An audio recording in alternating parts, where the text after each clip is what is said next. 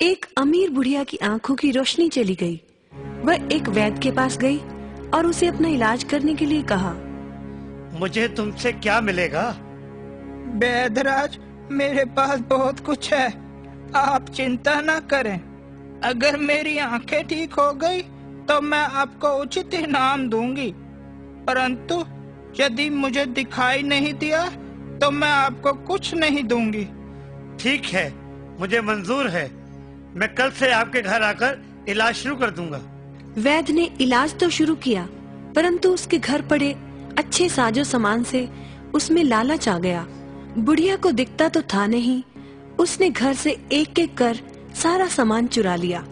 अब तो उसने बुढ़िया के घर जाना ही छोड़ दिया था, परंतु भगवान के घर देर है अंधेर नहीं।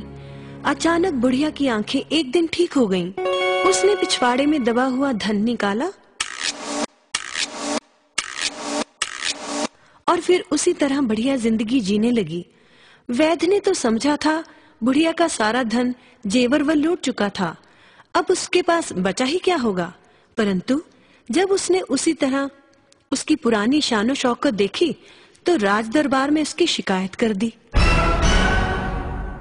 राज दरबार में बुढ़िया ने माना, मैंने कहा था कि मेरी आंखें ठीक हो गई तो मैं वैद्यराज को इनाम दूंगी, परंतु मुझे तो कुछ दिखाई ही नहीं दिया, तो इनाम काहे का?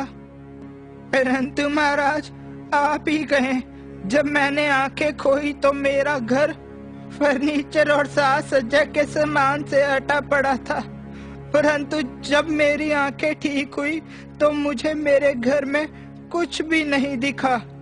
जब मुझे कुछ भी नहीं दिखा, यहाँ तक कि एक बर्तन भी नहीं दिखाई दिया, तो ये कैसे कह सकते हैं कि मेरी आंखें ठीक हो गई हैं? अगर ठीक हो गई हैं तो मेरा सारा सामान कहाँ है? राजा ने बुढ़िया को छोड़ दिया और वैद्यराज से उसका सारा सामान लौटाने का हुक्म दिया।